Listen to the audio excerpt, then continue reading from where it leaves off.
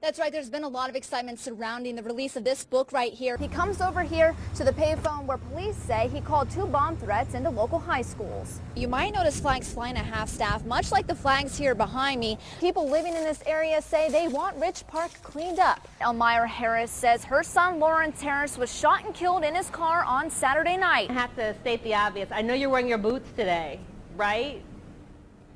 I am wearing my boots today. I am. I had heels on. I was not prepared for this. I don't want to get attacked or eaten, so hopefully I make it back alive and in one piece. Kelly, that woman's name is Lisa Ingram, and she's very upset that these 4 historic oak trees are coming down. You can see right behind me, this is the lot where the new Hilton Garden Inn is supposed to be built to remove the Confederate flag from the city's seal. Take a look behind me. This guy, his name is Samuel. He's out here. He's got his Confederate flag on full display. He says he is not happy about this decision. Their identities are not being released at this time, and their conditions are unknown. Today, I'm out here walking on this basketball court in my heels. If you remember correctly, yesterday I was out here in my boots, trying to shuffle through all the tree limbs and the debris. I was thinking about the beach and not having to do any work, but that's just not the case for this group of high school students. Take a look behind me. They're actually working on homes here in the Port City as a part of the Raise the Roof project. That's right, Darwin, and you know, it's funny you say that they're really big parts, because from where I'm standing, they looked really small, but people have been out here all day. They've been stalking this door, and they say on Thursday, Corporal Josh Coleman left Mason, one of their service dogs, in the back of a patrol car. It was about 45 minutes or so that. So we came to the local grocery store to see what you'll need in case of a hurricane. These kids have been out here since 7 o'clock this morning, and it is hot outside, so you can only imagine what these kids have been going through.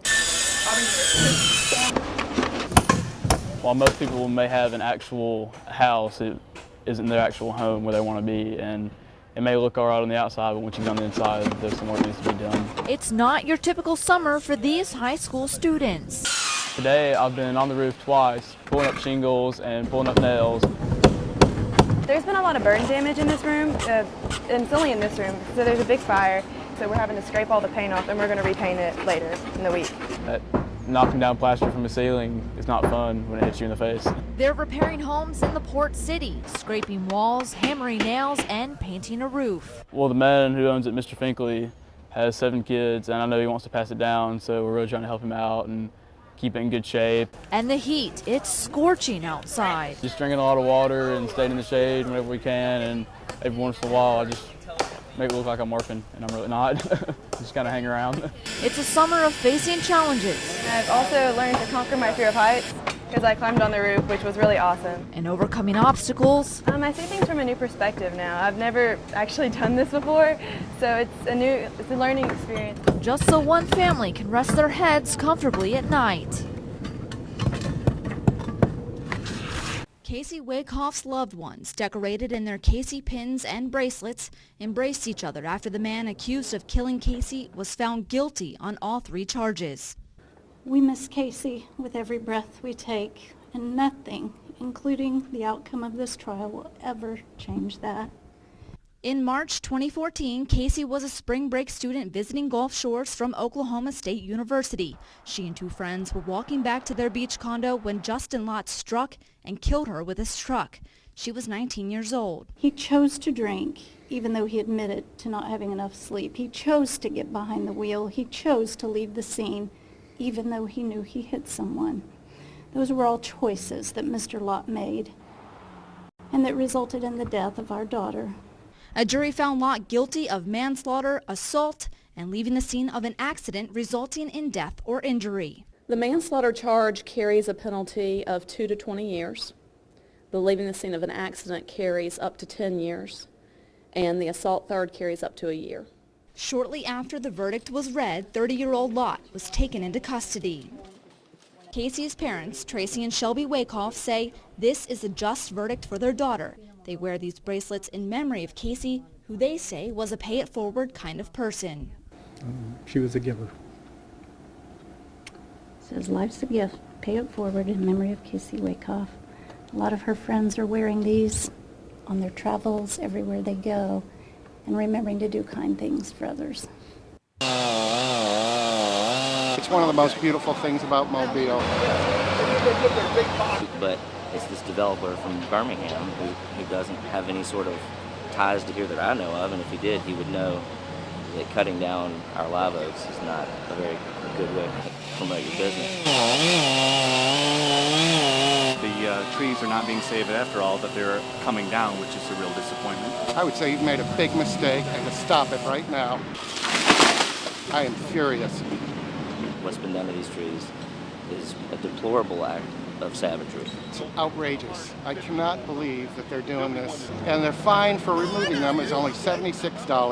That is a crying shame. We've been sold out by our mayor, but I can at least have my voice be heard by protesting. I understand the ramifications. I don't care.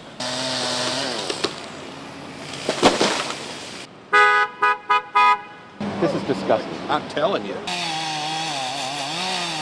I think everyone should boycott this hotel.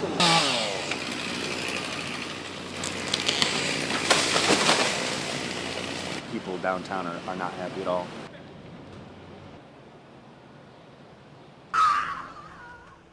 Those are the sounds of grieving family members after 17-year-old Roy Dontel Davis was found fatally shot in the head on Wednesday night. His sister, Kimberly Blake, says she's heartbroken.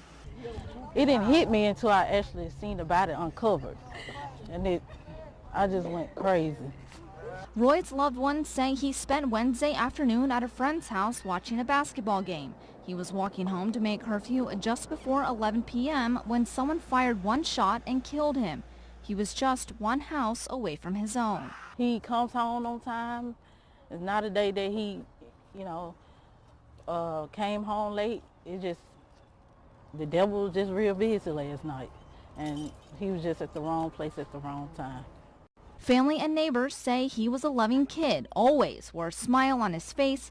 He was set to graduate from Williamson High School next spring. Just 17 years old, his whole life was ahead of him. He was a good person, and he loved the kids.